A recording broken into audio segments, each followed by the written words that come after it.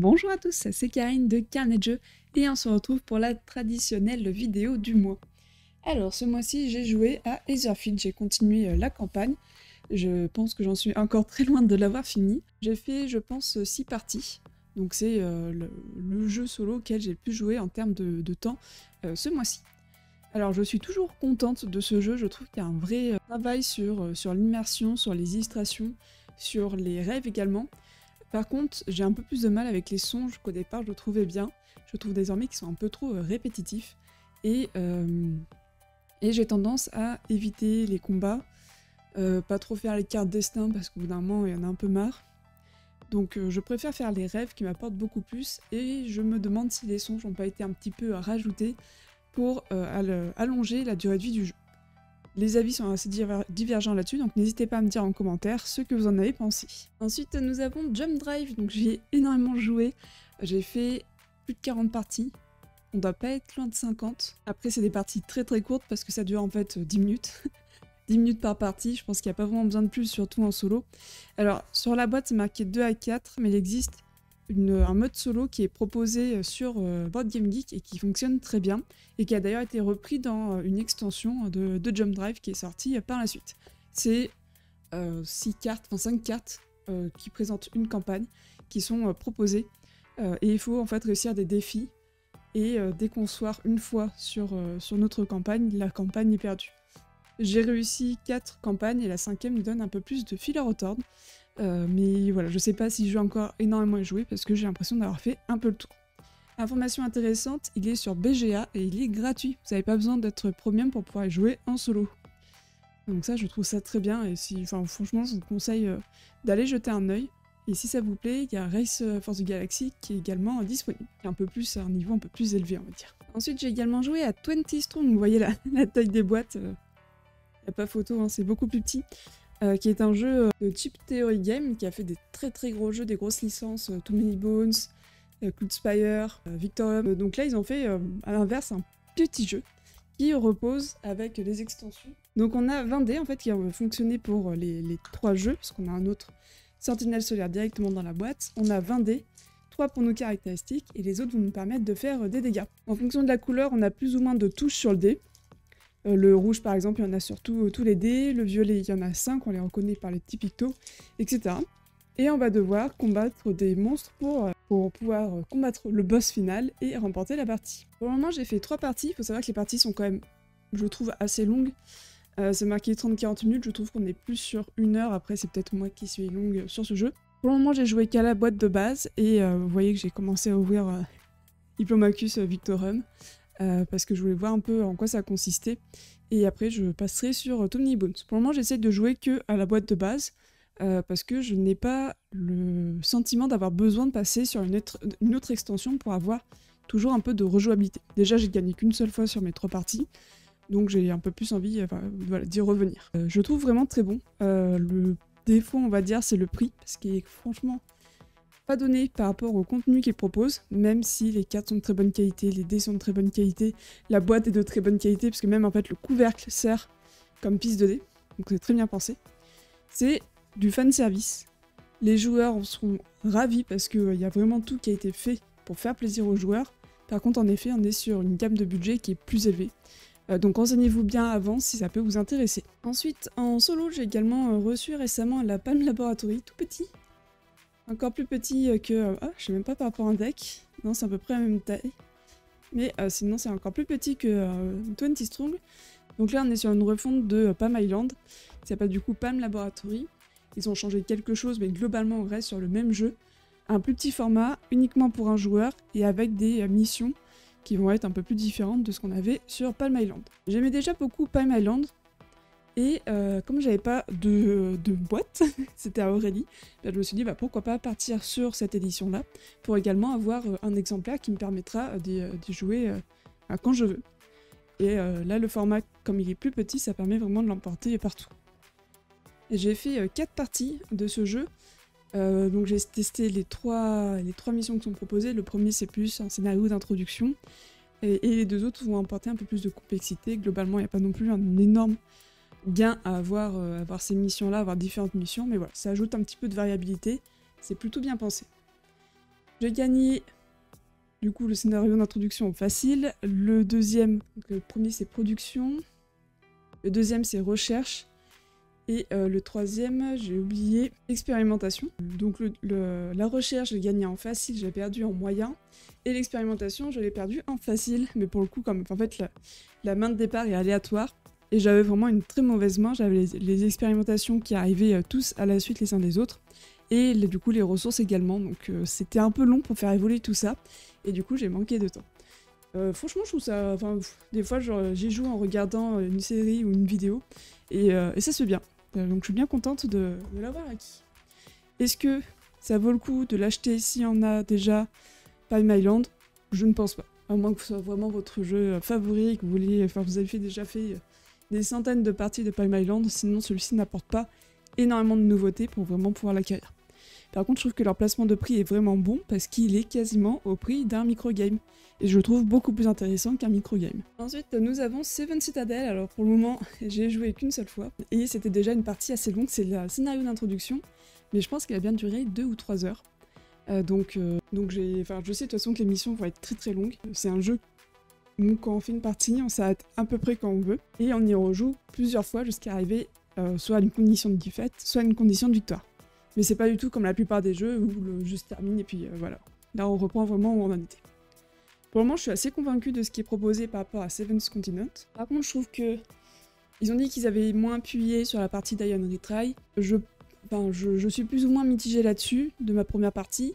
J'ai plus l'impression qu'ils ont caché ça sous la forme de vous avez des points de vie, c'est vous qui choisissez quand vous repiochez des cartes ou autre. Mais notre paquet de cartes a été diminué. Donc au final, on perd beaucoup de vie d'un coup pour récupérer des cartes. Ils ont prévu des niveaux pour que ce soit plus ou moins facile. Mais sur cette partie-là, je pense que c'est toujours du Die and Retry. Par contre, ils l'ont tourné pour que ce soit beaucoup moins... Alors attention, je parle toujours que pour le premier scénario. Ils l'ont tourné pour que ce soit beaucoup moins survie. Donc on n'a pas besoin de récupérer de la bouffe, etc. Et c'est tourné beaucoup plus sur l'aventure, la découverte, la prise de risque. On va aller dans des zones, on va avoir des dialogues avec les gens en fonction de nos réponses, de ce qu'on a pu faire avant, de notre personnage. On va plus ou moins réussir certaines actions, donc voilà, c'est à nous de choisir.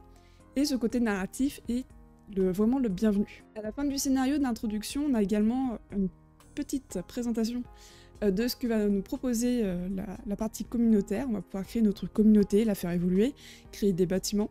Et ça aussi, ça me donne très très envie de continuer le jeu pour voir ce qu'ils ont à proposer d'ailleurs. Pour le moment, je suis très emballée du coup par ce jeu. Et je suis un peu indécise entre Seven Citadel et Etherfield quand j'ai envie de jouer à un gros jeu. Donc pour le moment, je mets les deux en même temps. Mais normalement, je m'étais dit que je ne faisais pas ça. Parce que là, le risque, c'est que du coup, Etherfield, je ne joue pas pendant un moment.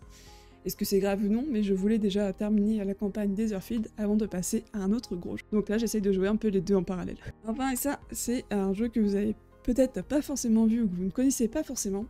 Il est très dur à trouver, j'ai eu beaucoup de chance. Honnêtement, je pense que c'est le fait qu'il soit pas très connu qui m'a permis de l'acquérir. En plus, à un prix tout à fait correct, parce qu'aujourd'hui, sinon on le trouve à 60 ou 100 €. Donc il y a la boîte de base et l'extension. Donc c'est quand même des petites boîtes. Hein. Et on va être un ou plusieurs aventuriers. On va avoir toute une zone d'exploration. Donc on va révéler des cartes lieux, on va devoir faire les actions qu'il y a dessus. On a également des monstres à vaincre. On va pouvoir améliorer notre deck. On va également pouvoir améliorer notre personnage avec des jetons de compétences qui vont nous permettre d'améliorer, pas vraiment d'améliorer, mais de débloquer une capacité spéciale des cartes qu'on joue. Et l'extension vient apporter un mode coopératif et du coup solo qui est plus intéressant que celui de la boîte de base, où on va avoir des événements mondiaux, ils appellent ça comme ça, ça veut dire que c'est un effet sur tout le monde, qui vont s'accumuler et on va devoir réussir à les détruire et à réussir notre quête personnelle pour pouvoir gagner. Franchement, je le trouve vraiment très bon pour le moment, j'y rejouerai, certainement. D'autant plus que comme il est un peu rare, c'est sûr que celui-ci va rester un petit moment dans ma ludo avant que je m'en sépare, faut vraiment que j'en ai marre.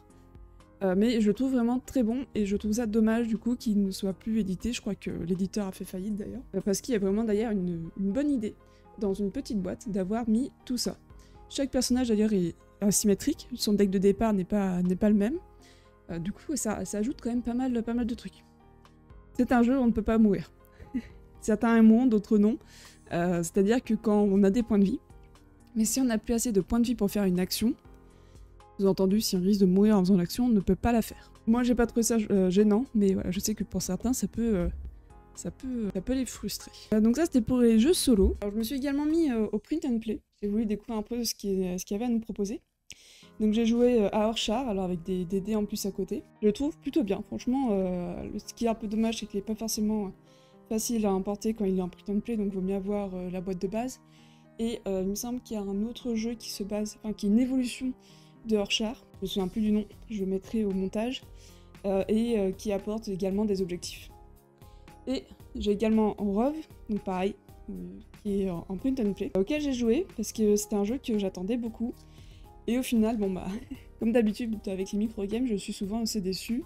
Ça manque beaucoup de profondeur, je trouve. Par contre, je suis très contente d'avoir trouvé ces petites pochettes qui me permettent de ranger les print and play qui n'ont pas beaucoup de cartes. Alors bon, Orchard n'est pas forcément un bon exemple parce qu'il faut des dés. Des dés, ou alors, en vrai, ça peut être un autre marqueur. Ça peut être des pièces, ça peut être... Voilà. Franchement, je pense qu'on pourrait le remplacer par autre chose. Donc pourquoi pas. Et bah Rove, ça va parfaitement. Donc ça, c'est des trucs que j'ai trouvé sur un site chinois. Parce que c'est le seul endroit où j'ai réussi à en trouver à des prix corrects. L'idée en fait me venait avec les... il y a quelques années, on avait avec les... soit avec les cartes de bus ou les cartes de mutuelle, on avait des petits étuis comme ça en plastique. Et je voulais retrouver la même chose, et impossible de retrouver sans commander un lot de 100. Donc j'ai réussi à trouver ailleurs pour avoir ces petites pochettes là, j'en suis bien contente. Faut pas qu'il y ait beaucoup de cartes, mais un peu à la manière des micro-games, on peut avoir voilà, des petits jeux disponibles. Donc ça, hop, c'était pour les jeux solo. À deux, nous avons joué et terminé Perspective, donc on en est plutôt contente. Est-ce qu'on en refera? Je ne pense pas. Je pense que c'est la bonne quantité qu'il y a de scénarios dans le jeu.